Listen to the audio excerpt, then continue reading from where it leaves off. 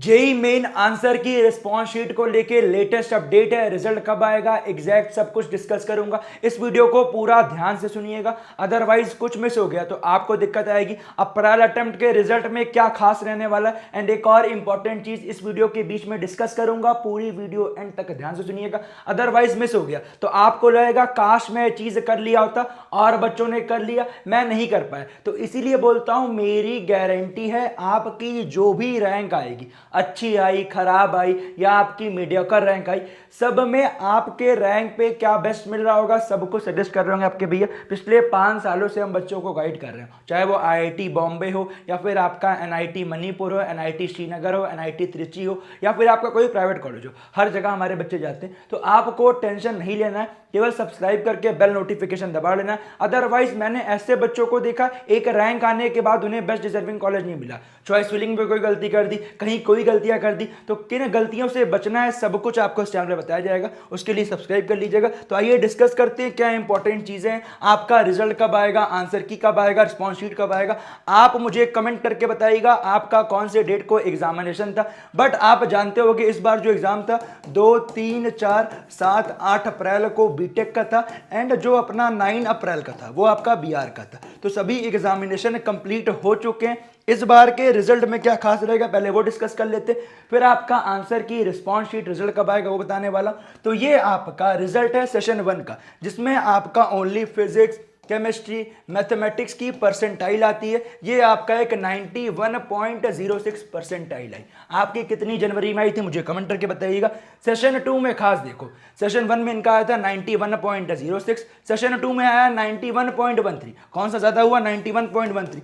तो इसके अकॉर्डिंग आपकी रैंक बनेगी। जैसे फॉर एग्जांपल ले लेते हैं, यहाँ पे आपका आया 91, यहाँ आया 97, तो 97 के अकॉर्डिंग रैंक बनेगी। और रैंक देखो सीआर 79,000, जो बच्चा जनरल वाला है उसकी ओनली सीआरएल रैंक बनेगी।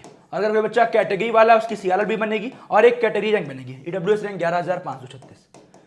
ठीक है, और ये आपका अगर ओबीसी हो गया, एससी हो गया, एसटी हो गया, तो यहाँ पे आपकी रैंक बनने वाली। तो ये चीज खास रहेगा, इस बार दोनों को मिला के जो बेस्ट रहेगा उसके अकॉर्डिंग रैंक बनेगी एंड आपका एक कट ऑफ आएगा। ठीक है, जनरल का 88.41 ये आपका 2022 का एक बच्चे का है, तो इसके अकॉर्डिंग ये गया हुआ है। अगर आपको जानना है कि भैया इस बार क्या कट ऑफ जाएगा और इस बार का भी एक्यूरेट मार्क्स वर्सेस परसेंटाइल क्या रहेगा, डिटेल में एनालिसिस करके लिए आइए तो मुझे कमेंट कीजिएगा। हम वीडियो लेके आ रहे होंगे, हम आपके लिए ही काम कर रहे हैं डेली का डेली। जितने एनआईटी हैं, जितने ट्रिपल आईटी हैं, जितने जीएफटीआई है, स्टेट में कौन कौन सी काउंसलिंग है, सब कुछ हमारी टीम आपके लिए तैयार कर रही है एंड हम लोग आपके लिए पेड काउंसलिंग भी लाएंगे। तो उसके लिए प्रश्न उत्तर हम हर साल लेके आते हैं। बच्चे बोल रहे हैं भैया अभी लॉन्च कर दो, जैसे ही रिजल्ट आएगा सब कुछ आपको बताया जाएगा कैसे क्या करना है। उसके लिए सब्सक्राइब कीजिएगा, क्योंकि खुद सोचो आपने 2 साल 3 साल मेहनत करके पढ़ाई की है, अब मेरा काम है आपके रैंक पे आपको बेस्ट कॉलेज दिलवाना। चलिए डिस्कस करते हैं रिजल्ट को लेके। बट आपके लिए सबसे इंपॉर्टेंट ये मेरा रिकमेंडेशन है, एलपीयू नेस्ट में अप्लाई नहीं किया कर लीजिएगा। आपकी परसेंटाइल अच्छी आई है या रैंक अच्छी आई है, कट ऑफ क्लियर है, तो अगर आपका एडमिशन आईआईटी एनआईटी में होता है 1 लाख रुपीस का आपको चेक मिल जाएगा एलपीयू के तरफ से। और अगर रैंक अच्छी नहीं आई है तो अगर आप एलपीयू में एडमिशन लोगे अप टू 100% तक की स्कॉलरशिप मिल जाएगी। मैंने पर्सनली खुद विजिट किया कैंपस, अच्छा कैंपस है, प्लेसमेंट भी अच्छा है, सिमिलर आईआईटी एनआईटी जैसा माहौल है। लिंक डिस्क्रिप्शन में दिया गया ऑफिशियली अप्लाई लिंक का, वहीं से जाके अप्लाई कीजिएगा। बहुत सारे फेक लिंक्स है, वहां से करोगे दिक्कत आपको आएगी। एंड फॉर्म भरते समय अगर आप ये कोड डालोगे LPUVXL192, इससे आपको फॉर्म में भी मैक्सिमम डिस्काउंट मिल जाएगा। तो अगर अभी आप वीडियो देख रहे हो, अभी तक आपने अप्लाई नहीं किया, मेरा रिकमेंडेशन है अप्लाई कर देना। अदरवाइज बच्चों को पता है क्या दिक्कत होती है, अगर आप एलपीयू में एडमिशन में ले रहे होगे, अभी आप भर दोगे तो आपको मैक्सिमम स्कॉलरशिप मिल जाएगी, लाइक 70%, 80%। और फीस आपका बहुत नॉमिनल है। मान लो फीस आपकी कोर्स की 1 लाख है और अगर आपको 70% की स्कॉलरशिप मिली तो आपकी फीस मात्र 30 के लगने वाली है पर ईयर। तो ये आपके लिए बहुत नॉमिनल फीस है और ये पूरे 4 साल में लगने वाली है, मतलब हर ईयर। तो आपके लिए बहुत अच्छी अपॉर्चुनिटी है। तो मेरा रिकमेंडेशन है, जिन बच्चों ने अप्लाई नहीं किया कर लीजिएगा। एग्जामिनेशन मोड आपका ऑनलाइन ऑफलाइन दोनों है। ऑनलाइन आप घर बैठ के एग्जाम दे सकते हो, हर जेईई एस्पायरेंट को भरना चाहिए, क्योंकि मिस करोगे फिर आपको ही दिक्कत आएगी, अदरवाइज डेट निकल जाएगी। तो चलिए डिस्कस करते हैं आंसर की रिस्पॉन्स शीट वाली चीज है। तो आंसर की रिस्पॉन्स शीट आपका एक्सपेक्टेड है 12 से 13 अप्रैल को। क्यों? आप जानते होगे जनवरी का जो एग्जाम था, बीटेक वाला एग्जाम 29 तारीख को खत्म हो गया था। ठीक है, बट जो आपका फाइनल रिजल्ट है वो आपको मालूम है 12 फरवरी को आया। और उसके पहले आपकी एक फाइनल आंसर की आती है। एंड जो आपकी आंसर की थी आपके सामने जो एक्सपेक्टेड है 12 से 13 अप्रैल को आएगी। एंड चैलेंज करने का समय आपका 2 दिन का रहेगा, 13 से 15 अप्रैल।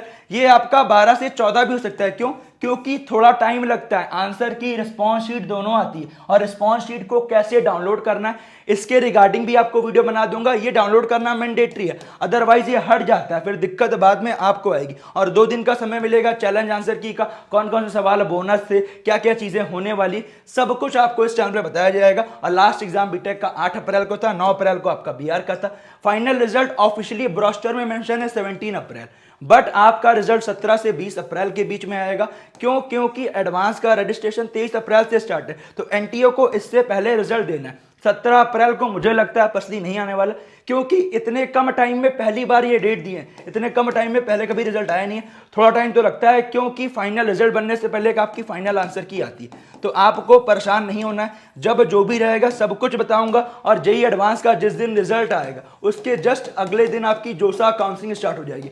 जोसा काउंसलिंग का क्या प्रोसेस होता है, क्या क्या चीजें रहती हैं, सब कुछ आपको इस चैनल पे बताया जाएगा। जोसा काउंसलिंग की खास बात बच्चों को पता है क्या लगता है, अगर आपका जेई मेन का कट ऑफ क्लियर है तभी आप काउंसलिंग बैठ सकते हो। ऐसा नहीं है, केवल आप जेई मेन का एग्जाम दिए हो आप काउंसलिंग के लिए एलिजिबल हो।